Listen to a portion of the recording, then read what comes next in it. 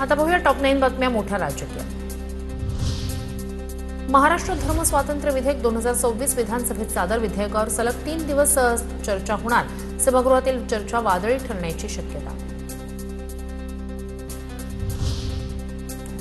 धर्मस्वातंत्र्य विधेयकातून कुठल्याही धर्मावर अन्यायाने कुप्रथांना आळा घालण्याचा प्रयत्न। मुख्यमंत्री फडणवीसांची माहिती।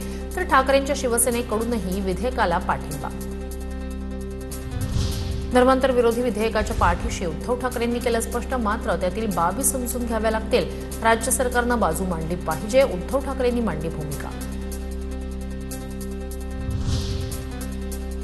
धर्मांतरबंदी कायद्याला विरोध करणार। धर्मांतरबंदी कायद्यावर काँग्रेस आमदार ज्योती गायकवाड यांची प्रतिक्रिया। कलम 25-26 मध्ये बदल केला तर त्याला आमचा विरोध, अशी ही प्रतिक्रिया। विरोधी पक्षनेत्याची निवड कधी होणार? उद्धव ठाकरेंची विधानसभा अध्यक्षांकडे विचारणा। प्रस्ताव विचाराधीन असल्याचं राहुल नार्वेकर यांचं उत्तर। विरोधी पक्षनेतेपदाच्या मुद्द्यावर उद्धव ठाकरेंनी घेतली राहुल नार्वेकरांची भेट। बारामती पोटनिवडणूक बिनविरोध व्हावी। खासदार सुप्रिया सुळेंकडून भूमिका स्पष्ट। सुनेत्रा पवारांविरोधात आमचा पक्ष उमेदवार देणार नाही, असं केलं स्पष्ट। तर बिनविरोध निवडणुकीसाठी मुख्यमंत्र्यांनी चर्चा केली पाहिजे, संजय राऊत यांचं वक्तव्य। केरळ विधानसभेसाठी भाजपकडून उमेदवारांची पहिली यादी जाहीर। भाजपच्या पहिल्या यादीत केरळमधील 47 उमेदवारांची नावं। केरळच्या विधानसभेसाठी 9 एप्रिलला मतदान। पश्चिम बंगाल विधानसभा निवडणुकीसाठी भाजपची पहिली यादी जाहीर। पहिल्या यादीत भाजपने 144 उमेदवारांची नावं केली जाहीर। शुभेंदू अधिकारी यांना 2 जागांवर उमेदवारी। भवानीपूरमध्ये शुभेंदू अधिकारी विरुद्ध ममता बॅनर्जी अशी लढत। तर केरळ विधानसभेसाठी भाजपच्या पहिल्या यादीत 47 उमेदवारांची नावं। भाजपचे केरळ प्रदेशाध्यक्ष राजीव चंद्रशेखर नेमोम मतदारसंघातून उमेदवार।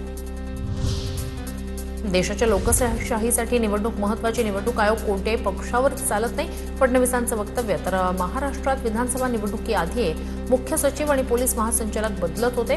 ममता बॅनर्जी यांनी देखील हे स्वीकारलं पाहिजे, त्यावर आंदोलन करणं चुकीचं, फडणवीसांचा पलटवार।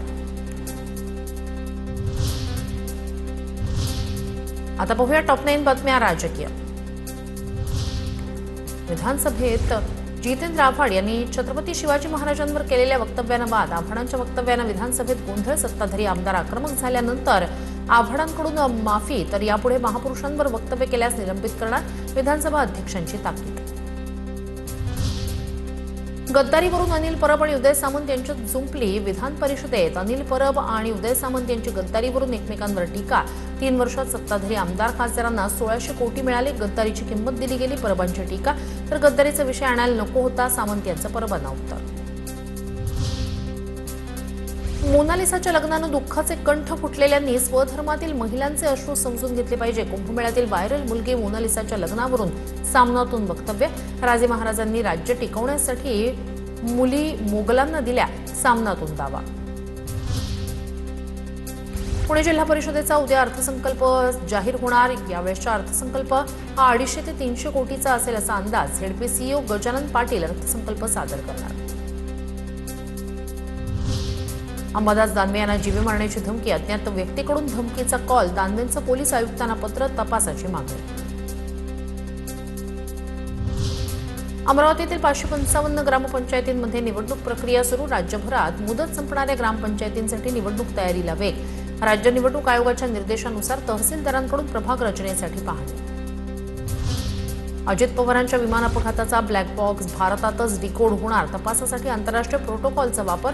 एआयबीकडून सखोल चौकशी सुरू। केंद्रीय उड्डाण मंत्री राममोहन नायडू यांची राज्यसभेत माहिती। सिंधुदुर्ग जिल्हा परिषद अध्यक्ष आणि उपाध्यक्षपदाची निवड प्रक्रिया संपन्न। जिल्हा परिषद अध्यक्षपदी प्रमोद कामत आणि उपाध्यक्षपदी तुकाराम उर्फ दादा साईल यांची बिनविरोध निवड। लातूर जिल्हा परिषदेच्या अध्यक्षपदी भाजपच्या आशा पाटील तळेगावकर आणि उपाध्यक्षपदी राष्ट्रवादीचे दयानंद सुरवसे यांची निवड। हात उंचावून अध्यक्ष उपाध्यक्ष पदासाठी मतदान। भाजप राष्ट्रवादी सेना युतीला 34 तर काँग्रेसला 25 मतं पडली।